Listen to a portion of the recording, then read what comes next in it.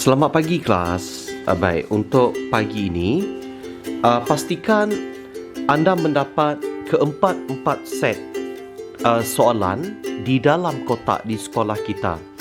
Okey, jadi sekiranya anda tidak dapat keempat set itu, tolong dapatkan segera. Okey, kalau boleh dalam tempoh 2 minggu sebelum persekolahan anda ada melakukan sesuatu ya.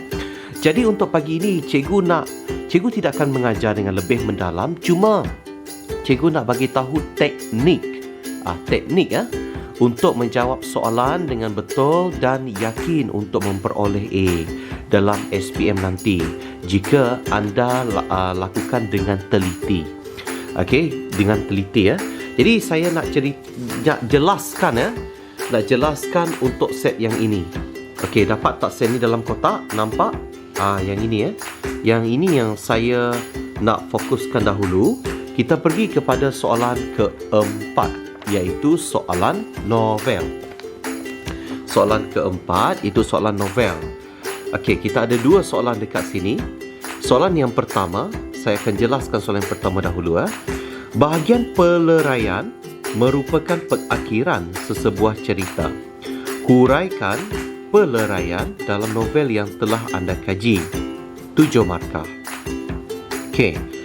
Jadi anda kena gariskan bahagian peleraian. Gariskan perkataan bahagian peleraian. Kalau kita tengok peleraian ni maksudnya pengakhiran sesebuah cerita. Jadi soalan ini sangat jelas. Sangat jelas bahawa anda kena nyatakan apa-apa sahaja peristiwa apa-apa saja yang berlaku di bahagian akhir cerita ataupun akhir novel itu. Okey, jadi anda kena tahu ya. Baik, kalau kita lihat dalam buku nota ini, sekiranya anda ambil, anda tulis di sebalik ini ya, novel ini, di sebalik dinara. Saya jumpa di bahagian muka surat. Saya jumpa pada muka surat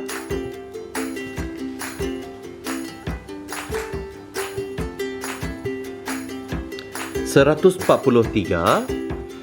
Jadi saya jumpa di sini. Tidak. Ni. Okey, nampak tak? 143 saya jumpa di sini. Okey. Baik. Ada cara dia kelas. Pertama sekali, saya cadangkan kalau nak lebih tersusun. Pertama sekali, anda kena tulis apakah novel. Jangan tulis nombor 1, nombor 2. Nyatakan, macam biasalah dalam kelas, perenggan. Maknanya 2 perenggan cukup. Okey, nyatakan apakah novel. Dan satu lagi adalah buat ayat seperti ini. Peleraian yang terdapat dalam novel ini ialah bermula.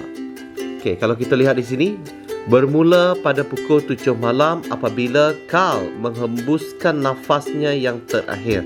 Okey, ini dah dapat 1 markah. Sebab anda tanya, ini memang berlaku dalam peleraian. Okey. Kalau anda tidak mahu menggunakan ayat seterusnya ini, kalau anda tidak dapat hafal, kalau dapat hafal baguslah.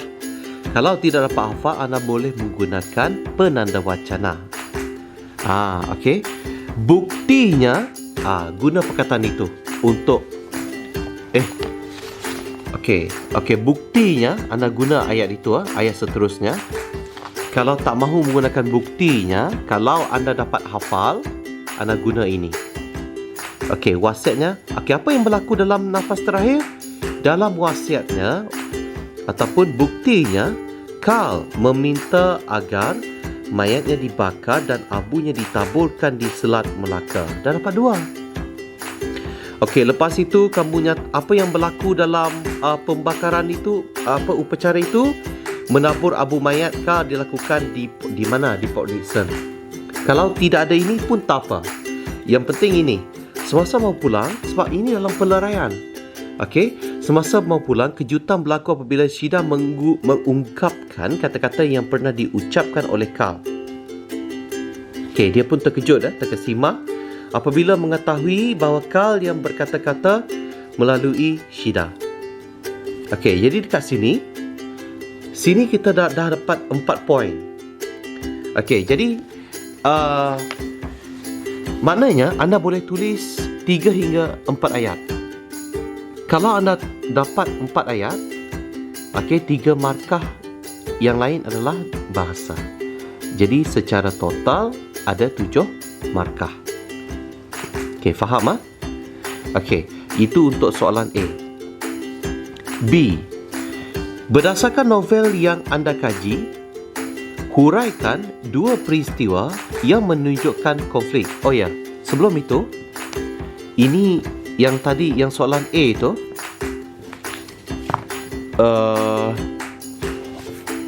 saya pilih sebalik dinara. Kalau anda pilih Sili Daksina, ada pada muka surat 171. 171 nombor 6. Nampak tak? Peleraian. Semoga ianya membantu. Kita pergi pada soalan B. Berdasarkan novel yang anda kaji, huraikan 2 peristiwa yang menunjukkan konflik. 8 markah. Jadi soalan ini jelas-jelas satu novel sebenarnya.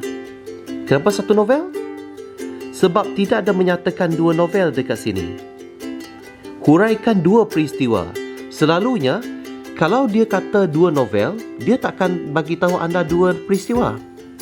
Sebab kalau dia kata 2 novel, 2 peristiwa, maka ia bukan 8 markah tau, lebih markah. Jadi, soalan ini juga sebuah novel. Tetapi 2 peristiwa. Cadangan saya 3 perenggan. Perenggan yang pertama, nyatakan novel yang anda kaji. Yang kedua, guna perkataan ayat ini. Peristiwa pertama yang menunjukkan konflik ialah apa? Lepas itu, tulis 2 ayat untuk menyokong daripada isi pertama sebagai bukti. Faham?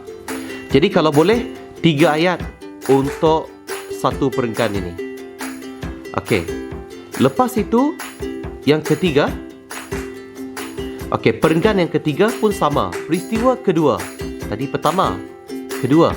Yang menunjukkan konflik ialah, sebagai contohlah, kalau saya ambil Sili Daksina, Sili Daksina, peristiwa pertama yang menunjukkan konflik ialah konflik antara suami dengan isteri.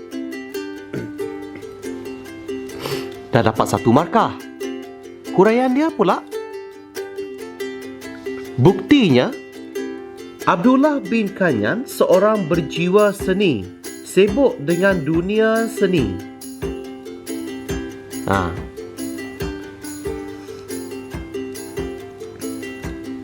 Seterusnya, isterinya seorang yang suka berniaga. Ataupun ayat lain, buktinya Abdullah bin Kanyan seorang berjiwa seni, sibuk dengan dunia seni, manakala isterinya pula seorang yang suka berniaga. Itu perbandingan antara 2 suami isteri. Itu belum habis lagi ya. Ayat yang ketiga, kita boleh tulis kecenderungan mereka yang berbeza menyebabkan mereka sering bertelagah sehingga bercerai. Itu contoh. Dah dapat 3 ayat. 3 ayat keseluruhan. Jadi huraian tadi dah 2, ini dah 1, dapat 3. Peristiwa kedua, contoh dia konflik antara ibu dengan anak. Tadi dengan suami, ini dengan anak. Jadi kamu cari sendiri dalam buku rujukan, ataupun anda yang anda tahu, anda boleh buat ayat dia. Jadi kesemua dia ada, ya ini 3, 6. Tambah 2 markah adalah bahasa. Jadi secara total adalah 8. Ya. Baik. Itu adalah berkaitan dengan novel ya. Jadi pastikan yang cikgu nak bagi tahu adalah teknik ya. Jadi semoga ianya membantu. Satu lagi, kelas, tolong buat latihan soalan yang ketiga. Baik, untuk soalan yang tata bahasa ini, Kalau anda tak faham ini, jadi anda tulis maksud dia. Kalau anda faham, terus buat ayat dia. Okey, dan pastikan tolong garis ya, garis supaya anda mengetahui, supaya anda tahu maksud dia. Okey, garis garis. Bila anda buat ayat, garis perkataan itu. Okey. Yang B ni subjek dan predikat. Okey, kenal pasti mana satu subjek, mana satu predikat. C ni seperti biasa, D macam biasa. Yang ini adalah bina satu ayat. Okey, kemudian kaitkan dengan ini. Kaitkan dengan peribahasa ini. Okey, jadi itu sahaja. Jadi cikgu harap anda buat dua-dua latihan ini untuk dalam masa 2 minggu ini ya. Dan arahan seterusnya, kelas seterusnya nanti saya akan beritahu untuk latihan kita. Okey, jadi itu sahaja. Selamat belajar. Terima kasih.